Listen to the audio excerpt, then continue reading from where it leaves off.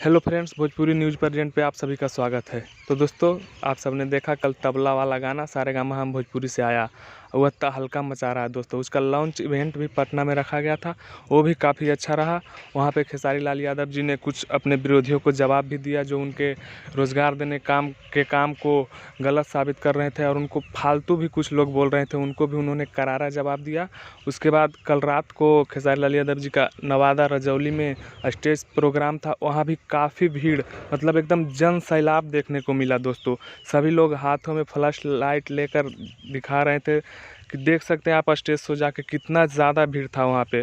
दोस्तों, छोड़िए इन सब बातों को, अब बात करते हैं कि कल के जो गाना आया था उसके बारे में। तो दोस्तों, वह गाना काफ़ी अच्छा है और अभी नंबर 3 म्यूजिक सेक्शन में नंबर 3 पर ट्रेंड भी कर रहा है।